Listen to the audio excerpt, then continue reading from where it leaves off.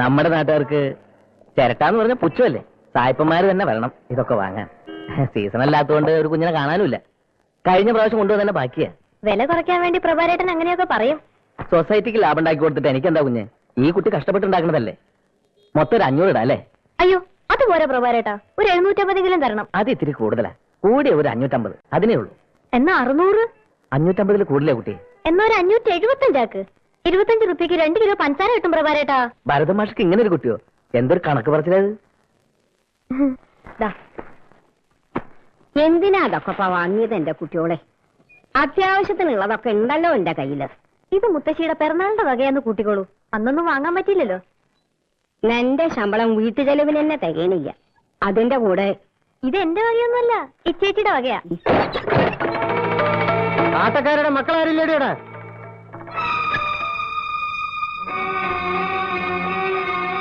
കുഞ്ഞപ്പൻ ഇന്നലെ തേങ്ങയിടാൻ വന്നപ്പോ പറ്റില്ലാന്ന് പറഞ്ഞു തള്ള അല്ലേ? പറഞ്ഞു. ഈ തൊടിയിൽ വന്ന് തേങ്ങയിടേണ്ട കാര്യം എന്താ അവന്? ഞാൻ പറഞ്ഞിട്ടാവൻ വന്ന്. നീ ഇങ്ങനെ തുടങ്ങിയ കുറെ പ്രയാസമുണ്ട് രഘു. ആകെ 10 20 തേങ്ങയാ കിട്ടണത്. അതുമന ഇവിടെയും കാര്യങ്ങളില്ലേ? സമ്പാദിക്കണ്ടല്ലോ മക്കള്. സമ്പാദിക്കണ്ടെങ്കിലേ അത് നല്ലോണം കഷ്ടപ്പെട്ടിട്ടാ. ആരും കൊണ്ടത്തരണമൊന്നുമില്ലല്ലോ. ആങ്ങളെന്ന് പറഞ്ഞ് നടക്കണു ഒരാള്. ഒരു 100 രൂപ ഇവിടെ കാശൊന്നുമില്ല. ഉണ്ടെങ്കിലും തരാൻ പോണില്ല. കേസ് കൊടുത്തിരിക്കില്ല അമ്മയും മോനും ഞങ്ങളെ ഇവിടെ ഇറക്കി വിടാൻ.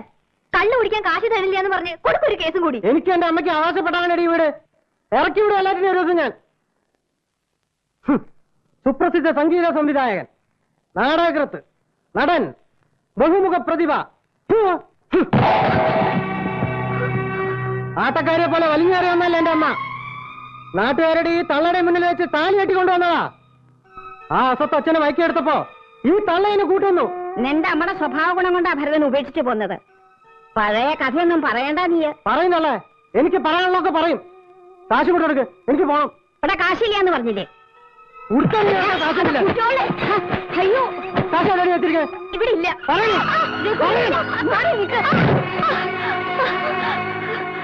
അയ്യോ എന്റെ കുട്ടി.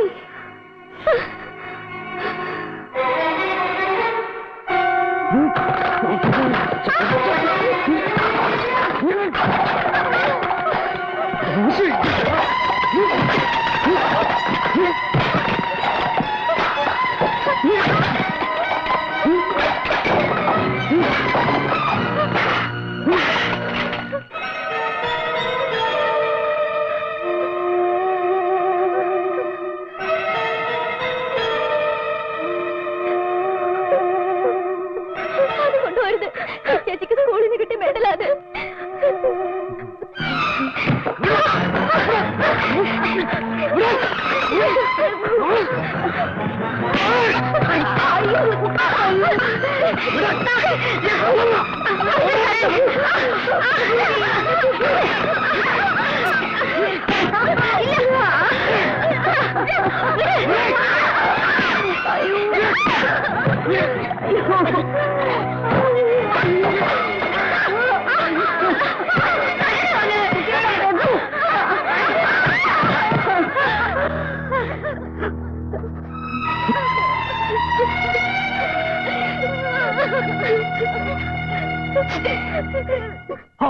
കഷ്ടായിപ്പോയി, മഹാകഷ്ടായിപ്പോയി. കണ്ടില്ലേ കുട്ടികളുടെ മുഖം പൊട്ടിയിരിക്കണേ? തോന്നിയാസ ചക്കൻ കാണിച്ച് പെൺകുട്ടികൾ മാത്രമുള്ള വീട്ടിൽ കയറി ഇങ്ങനെ അതിക്രമം കാണിക്കേ. ഹോ ദുഷ്ടൻ, കാക്കോടകൻ. ഇതൊക്കെ ഞാൻ പറഞ്ഞിരിക്കുന്നു. ഇത്ര എന്നെ കൊണ്ട് പറ്റൂ. അച്ചുവേട്ടൻ അങ്ങനെ പറയരുത്. പിന്നെ എങ്ങനെ പറയണം? മയക്കെടുത്ത് നാട്ടുകാരെ മുഴുവൻ വിളിച്ചു കൂട്ടി പ്രതിഷേധ യോഗം നടത്തണോ? അച്യുതന്റെ അടുത്തല്ലാണ്ട് അവരാരുടെ അടുത്താ പോയി പറയാ? ഓ ഉണ്ടല്ലോ അയൽക്കാര്. വേണമെങ്കിൽ നാട്ടുകാരെ മുഴുവൻ വിളിച്ചു കൂട്ടാം, അല്ലെങ്കിൽ പോലീസിൽ കംപ്ലൈന്റ് കൊടുക്കാം. കള്ളുകൂടി അടിപിടിയായിട്ട് നടക്കുന്നവരെന്ത് പോലീസ്? വെറുതെ വാശി കൂട്ടാന്നല്ലാണ്ട്. എന്നാ പിന്നെ മിണ്ടാണ്ട് ഇറങ്ങി കൊടുക്കുക. ഉപദ്രവം ഉണ്ടാവില്ലോ. എന്നിട്ടൊരു വീട് വാടകയ്ക്ക് എടുക്കുക. ഉദ്യോഗസ്ഥ ഉണ്ടല്ലോ, ഉദ്യോഗസ്ഥ. അങ്ങനെ ഞങ്ങൾ ഇറങ്ങി കൊടുക്കില്ല. മുത്തശ്ശിക്കും കൂടി അവകാശപ്പെട്ടതാ വീട്. മുത്തശ്ശിക്ക് അവകാശമുണ്ട്. പക്ഷേ നിയമപരമായിട്ട് ഇപ്പോഴും അവന്റെ അമ്മ തന്നെയാ നിങ്ങളുടെ അച്ഛന്റെ ഭാര്യ. കോടതിയുടെ മുമ്പിൽ നിങ്ങളെ വെപ്പാട്ടിയുടെ മക്കളാ. ഇങ്ങനെ കണ്ണ് ചോരിയില്ലാണ്ട വർത്തമാനം പറയരുത് അച്യുത. ഒന്നുമില്ലെങ്കിൽ നീ അവരുടെ അമ്മാമിയല്ലേ? അമ്മാമ അങ്ങനെ ഒരു വിചാരമുണ്ടോ വിറ്റോളക്ക്? അഹങ്കാരല്ലേ അഹങ്കാരം. അങ്ങനല്ലേ വരൂ. അച്ഛന്റെ മക്കളല്ലേ. പുച്ഛായിരുന്നു പുച്ഛം. ഞാൻ പിശുക്കനാണ്, അരസികനാണ്, വലിയ കലാകാരനല്ലേ. മദ്രാശിയിൽ ഡാൻസ് പഠിക്കാൻ പോയ പെണ്ണിനെ വശീകരിച്ചെടുത്തതാ സംഗീതം പാട്ടെന്നൊക്കെ പറഞ്ഞ്. ഒന്നേ ഉണ്ടായിരുന്നുള്ളൂ പെങ്ങളായിട്ട്. അറിയോ സുകുമാരന്? അതൊക്കെ പഴയ കഥകളല്ലേ, അവര് മരിച്ചും പോയി. പഴയ കഥയ്ക്ക് പുതിയ പതിപ്പ് ഇറങ്ങിയിട്ടുണ്ടല്ലോ. കണ്ടില്ലേ ഒരുത്തി കോളേജിൽ നിന്ന് ഒരുത്തന്റെ കൂടെ പ്രേമിച്ച് ഓടിപ്പോയി. അമ്മയുടെ പാരമ്പര്യം. അതിന്റെ പേരിൽ നാണക്കേടിന്റെ പങ്ക് അച്ചുവന്നായിരുന്നു. മതി വിസ്തരിച്ചത്. നാണക്കേടൊക്കെ ഞങ്ങൾ സഹിച്ചോളാം. ആരും സഹായം ചോദിച്ചാൽ നിങ്ങൾ വരണില്ല. ആ പേരിൽ കാശ് ചെലവെന്ന് പേടിക്കേണ്ട അച്ചുവന്നായര്. വരണ്ട വരണ്ടെന്ന് 1000 പ്രാവശ്യം പറഞ്ഞല്ലേ മുത്തശ്ശിയോട്. ഇപ്പൊ തൃപ്തിയായില്ലേ? ഇറങ്ങട്ടോ അങ്ങോട്ട്.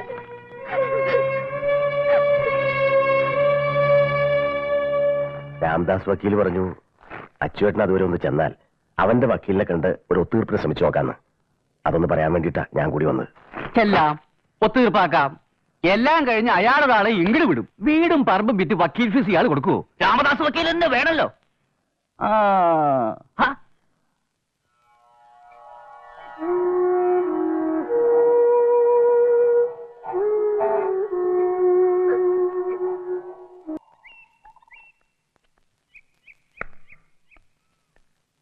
കോയമ്പത്തൂർ പോയിരിക്കായിരുന്നു ഇന്നലെ ഞാൻ. വന്നപ്പോ അടുത്തമ്മ പറഞ്ഞിട്ട് അറിഞ്ഞത്. മുറിവ് അധികം ഉണ്ടോ? സാരില്ല. ഇതിനു മുമ്പ് ഉണ്ടായിട്ടോ ഉപദ്രവം? ഇടയ്ക്കിടയ്ക്ക്. അച്ഛൻ മരിച്ചേ പിന്നെയാ. ഞങ്ങളവിടെ നിറങ്ങണ വരെ ഉണ്ടാവും. വക്കീൽ എന്താ പറഞ്ഞത്? കേസ് കഴിയാനിടത്തോളം നീട്ടിക്കൊണ്ട് പോവാം. പക്ഷെ അതുകൊണ്ടും കാര്യം ഉണ്ടാവില്ല. അവകാശമില്ലല്ലോ ഞങ്ങൾക്ക്. ഞങ്ങള് പെപ്പാട്ടിയുടെ മക്കളല്ലേ. എനിക്ക് എങ്ങനെയാ തന്നെ സഹായിക്കാൻ പറ്റാ? സഹായിക്കാൻ ഉത്തരവാദപ്പെട്ടവരെന്നെ ചെയ്യണില്ല. ഉത്തരവാദിത്തപ്പെട്ടവരില്ലെങ്കിൽ വേണ്ട. ഞങ്ങളൊക്കില്ലേ? ഞാനുണ്ട്, ഏട്ടനുണ്ട്, ഏടത്തേമ്മയുണ്ട്. ഒരാശ്വാസത്തിന് ചിന്തമോളും കൂടി ഉണ്ട്. ഏയ് കരയാ? പെൺകുട്ടികളെ കരയണ കാണാൻ ഒരു ഭംഗിയില്ല.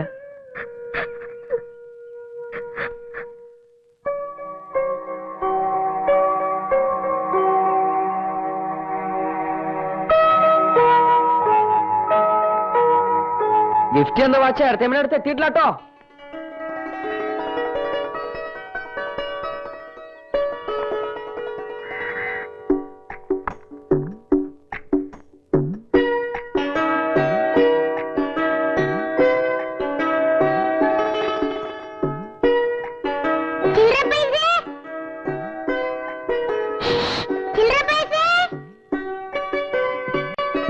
ചിന്തുമോളെ,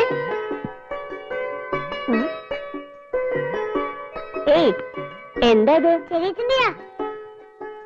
ചേച്ചി അവിടെ ഇതിൽ കൂടി നോക്കി അടുത്ത് കാണാം. ഓഹോ, എവിടെ ഒന്ന് നോക്കട്ടെ.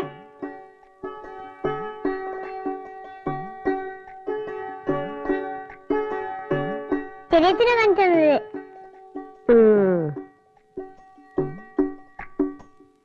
മോള് ഗലീലിയോ എന്ന് കേട്ടിട്ടുണ്ടോ? ഇല്ല. ആ, അങ്ങനെ ഒരാളുണ്ടായിരുന്നു പണ്ട്. അങ്ങനെ ഒരു നീണ്ട കുഴലിങ്ങനെ ആകാശത്തേക്ക് പിടിച്ച് നക്ഷത്രങ്ങളെ നോക്കുമായിരുന്നു. നമ്മുടെ വീട്ടിലും ഉണ്ടൊരു ഗലീലിയോ. പക്ഷേ അങ്ങേര് നക്ഷത്രങ്ങളെ അല്ല നോക്കുക, അല്ലേ ഭാരതിയെ? ആ, നീ എന്താ ഊണ് കഴിക്കാത്തെ? ഞാൻ മോളെ ചരിത്രം പഠിപ്പിക്കല്ലേ. ഞാൻ ഈ കോയമ്പത്തൂർ വെച്ച് വാന നിരീക്ഷണ കോഴ്സ്, കറസ്പോണ്ടൻസ് കോഴ്സ് പ്രാക്ടിക്കൽ. നിന്റെ പ്രായമൊക്കെ കഴിഞ്ഞിട്ടാ ഞാനും വന്നത്. 3-ൽ ഏത് നക്ഷത്ര? അങ്ങനെയൊന്നുമില്ല ഏട്ടാ. നമ്മളീ നല്ല ആൾക്കാരെ തമ്മിൽ സ്നേഹബന്ധം. നീ കിടന്നു വീട്ടിലൊന്നും വേണ്ട. ചില്ലറ പൈസ ഞങ്ങൾക്കൊക്കെ ഇഷ്ടാണ്. ഇത്തിരി രസവെച്ചോളൂ. പക്ഷേ ഒരു പ്രശ്നം ഉണ്ടല്ലോ ഗോപിയെ. 2 ഏടത്തിമാര് നിൽക്കല്ലോ അവിടെ. എങ്ങനെയാ ഇപ്പൊ ഞങ്ങളൊരു ആലോചനയായിട്ട് അങ്ങോട്ട് ചെല്ല? അതിന് ആ കുട്ടിക്ക് ഇഷ്ടമാണെന്നറിയാതെ. അപ്പൊ അവൾക്ക് ഇഷ്ടല്ലേ? ഇഷ്ടമാവാൻ വേണ്ടി ഞാൻ ഗുരുവായൂർ ഒരു ശയന പ്രദർശനം നടന്നുണ്ട്. ഇഷ്ടവും.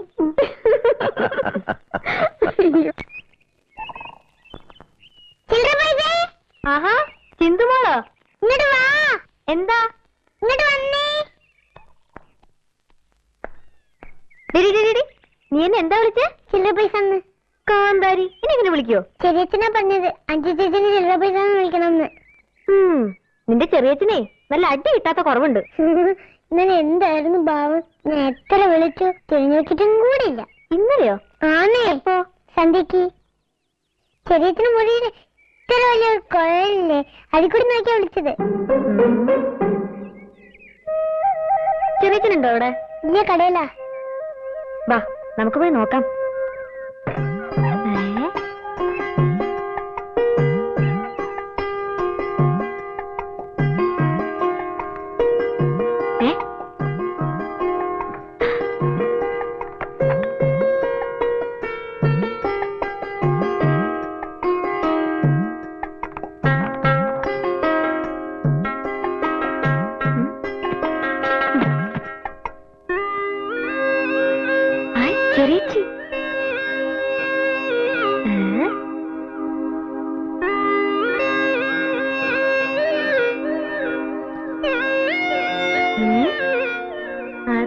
ശരി.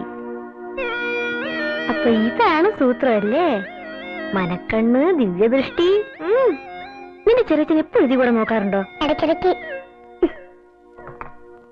ചെറിയച്ഛൻ ആരെയാ നോക്കുക? ചില്ലറ പൈസ.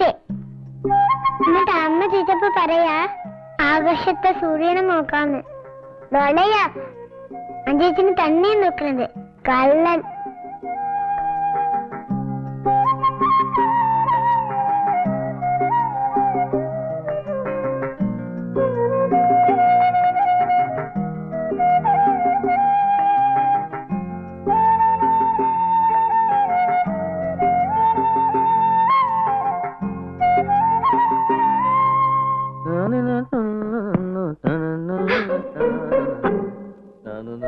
ചെറിയച്ഛൻ വാ, വാ, വാ.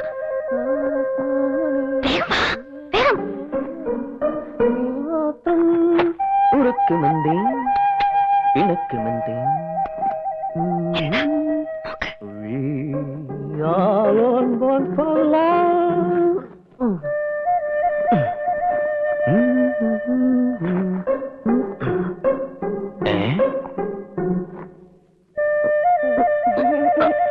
പാടി നിന്നെ ആ വാ വാ വാ വാ വരൂ വരൂ. ജോലി കഴിഞ്ഞ് ഇതിലാണോ വരുന്നത്?